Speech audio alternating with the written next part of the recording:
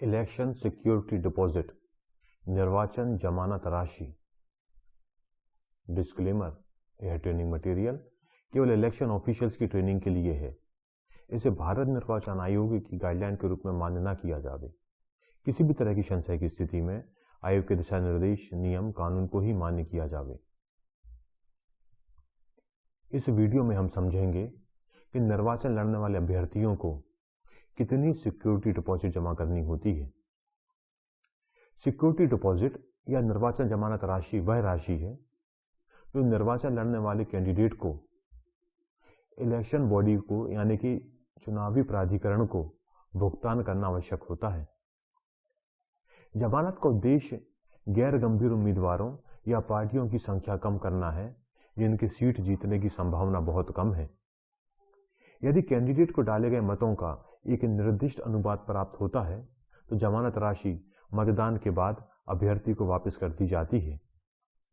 यदि कैंडिडेट उस निर्दिष्ट अनुपात के मत से कम मत प्राप्त करते हैं तो यह राशि जब्त कर ली जाती है। जमानत राशि या तो नामांकन पत्र दाखिल करने से पहले या नामांकन पत्र दाखिल करते समय जमा की जानी चाहिए। रिप्रेजेंटेटिव ऑफ पीपुल्स एक्ट 1951 के धारा 34 के अनुसार लोकसभा चुनाव के मामले में प्रत्येक कैंडिडेट को 25,000 रुपये की जमानत राशि जमा करनी होती है।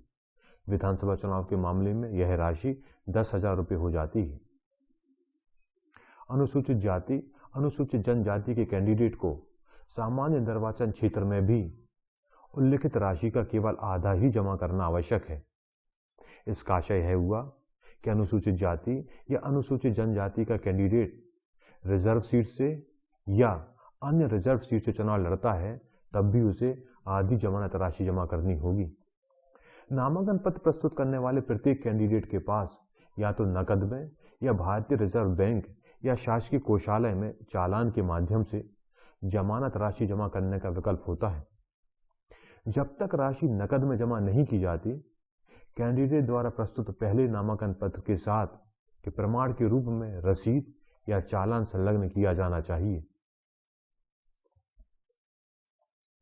डिपॉजिट राशि जिस हेड में जमा होगी वह आप स्क्रीन पर देख रहे हैं। इलेक्शन टू पार्लियामेंट लोकसभा के लिए अलग हेड है और विधानसभा चुनाव के लिए अलग हेड है। एक निर्वाचन क्षेत्र में प्रत्येक कैंडिडेट से उसकी उम्मीदवारी के संबंध में एक जमानत राशि की आवश्यकता होती है और एक बार ऐसी जमानत राशि रिटर्निंग अधिकारी के समक्ष जमा के अलावा और उसके पहले नामांकन पत्र के साथ संलग्न रसीद के बाद कैंडिडेट को बाद के नामांकन पत्रों के संबंध में कोई भी अन्य जमानत राशि को जमा करने की आवश्यकता नहीं होती।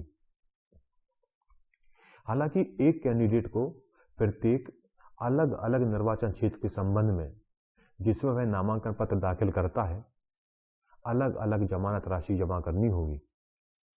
यह पहले ही स्पष्ट किया जा चुका है कि कोई भी कैंडिडेट को 2 से अधिक संसदीय या विधानसभा क्षेत्रों से चुनाव नहीं लड़ाया जा सकता।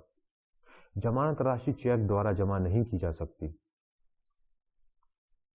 एक कैंडिडेट जो अनुसूचित जाति या अनुसूचित जनजाति का सदस्य है वह जमानत राशि की आधी राशि जमा करेगा, भले ही निर्वाचन क्षेत्र आरक्षित निर्वाचन क्षेत्र हो या सामान्य निर्वाचन क्षेत्र। सामान्य निर्वाचन क्षेत्र से चुनाव लड़ने वाले ऐसे उम्मीदवार के लिए नामांकन पत्र में यह घोषणा करना अनिवार्य नहीं है कि वह अनुसूचित जाति या अनुसूचित जनजाति का सदस्य है, लेकिन ऐसे कैंडिडेट को रिटर्निंग अधिकारी को संतुष्ट करना होगा कि वह उस उद्देश्य के लिए राज्य सरकार द्वारा अधिकृत प्राधिकरण द्वारा जारी प्रमाण पत्र के माध्यम से अनुसूचित जाति या अनुसूचित जनजाति का सदस्य है। किसी मान्यता प्राप्त राजनीतिक दल द्वारा खड़े किए गए कैंडिडेट की मृत्यु की दशा में निर्वाचन आयोग संबंधित राजनीतिक दल से उक्त निर्वाचन क्षेत्र के लिए मृतक के कैंडिडेट के स्थान पर किसी अन्य कैंडिडेट को मनोनीत करने के लिए कहेगा। नवीन कैंडिडेट को नए सिरे से नामांकन पत्र फॉर्म ए और फॉर्म बी के साथ जमानत राशि जमा करनी होगी।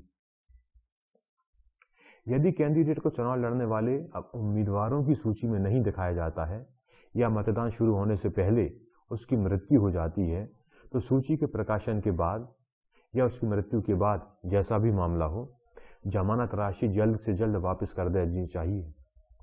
कुछ कैंडिडेट अपने दूसरे और बाद के नामांकन के साथ अतिरिक्त जमानत राशि जमा कर देते हैं। ऐसे अभ्यर्थियों को निर्वाचन लड़ने वाले अभ्यर्थियों की सूची के प्रकाशन के बाद दूसरी और बाद की जमा राशि जहां तक संभव हो शीघ्र वापस कर देनी चाहिए। अन्य मामलों में चुनाव के परिणाम घोषणा के पश्चात जमानत राशि शीघ्र वापस कर देनी चाहिए। जमानत राशि निम्नलिखित शर्तों के अधीन वापस की जाएगी।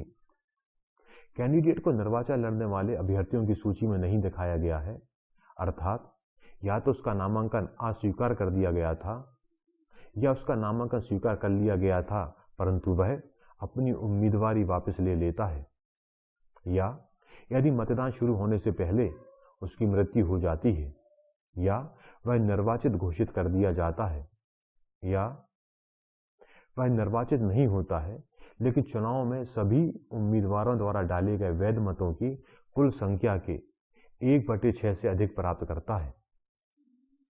यदि उम्मीदवार ने सभी उम्मीदवारों द्वारा डाले गए वैध मतों की कुल संख्या का ठीक 1/6वां हिस्सा प्राप्त किया है तो जमा राशि वापस नहीं की जाएगी।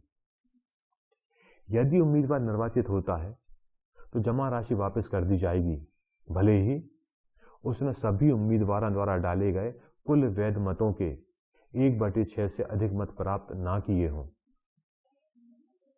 जमानत जमा की वापसी के उद्देश्य से चुनाव लड़ने वाले कैंडिडेट द्वारा प्राप्त किए गए कुल वैध मतों की गणना के लिए नोटा को प्राप्त मतों को गणना में शामिल नहीं किया जाता। यदि कैंडिडेट लोकसभा या विधानसभा के सामान्य निर्वाचन में एक से अधिक संसदीय या विधानसभा निर्वाचन क्षेत्रों में चुनाव लड़ने वाला कैंडिडेट था तो उसे या उसकी ओर से एक से अधिक जमानत राशि की वापसी नहीं मिल सकती। उसके द्वारा या उसकी ओर से की गई अन्य जमानत राशियों को सरकार के पास जब्त कर लिया जाएगा।